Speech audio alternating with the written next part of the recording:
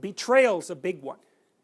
And I think the reason betrayal is such a big one is because first, if you're going to form a partnership or a friendship with someone, you're staking a lot of your life on that, right? Because you're staking your future on it, you're staking your present on it.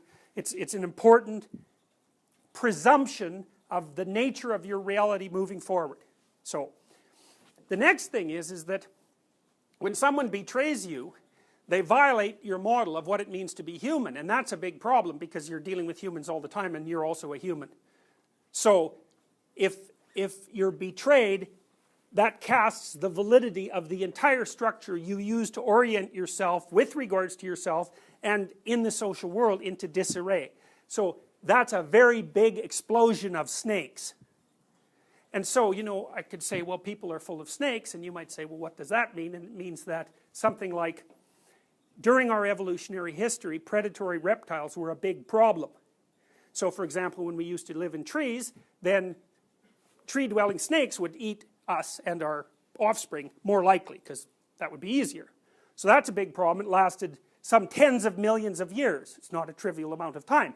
And then there was when we were on the veldt and we're going down to get a nice drink of water, and then there's a Nile crocodile down there, and he comes up and snaps you and pulls you in. So that subterranean predatory reptiles really sort of make us nervous. And you know, perhaps that's why people think snakes are slimy, and they're not. But if you talk to someone who's afraid of a snake, they'll say, oh, it's slimy. It's like, well, no. An underwater reptile might be slimy, and a snake is quite a lot like an underwater reptile, and who cares how they're different? The question is, the relevant issue is how they're the same. And so you could say, well, this is one of the categories. It's horrible predator that lurks. That's a category. Now, I think that what happens when we run into something that's radically unexpected is that we use our horrible predator category to get ready for it.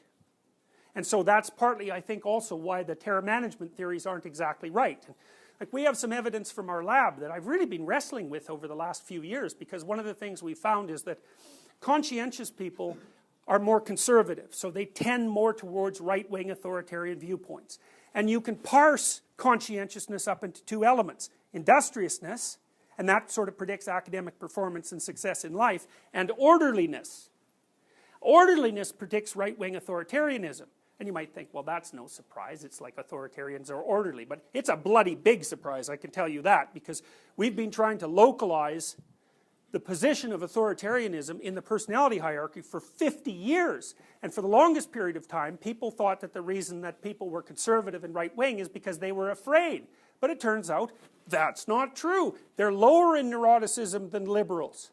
And you could say, well, that's because they're so well protected by their rigid theories that they never have to expose themselves to anything that's frightening. But if you can use your damn theory to predict results that are opposite to what you predict, you know, it's really not much of a theory. So I think it's better just to take the data on the face of it. Conservatives are higher in well-being and they're lower in neuroticism. Now, it's not a huge difference, but it's different enough. However, orderly people are high in disgust sensitivity. And that's a whole new realm of horrors, because disgust sensitivity is the action of an intrinsic biological system that stops you from being contaminated. And contamination kills you if you're contaminated enough. So here's one way of thinking about it. So what happened to the Native Americans when the Europeans showed up? 95% of them died. Right, measles? Measles wasn't good. Mumps, smallpox, fatal. So, you know, you shake hands with someone from Spain, and poof, 250 million people are dead. It's like, so you think about that over the course of evolutionary history, like this is still happening, by the way. So, you know, there are still isolated tribes in the Amazon. And so when the miners or the oil, you know, the oil explorers or whatever go into the jungle and they find a new tribe, it's like, they interact and poof, then the whole tribe's dead.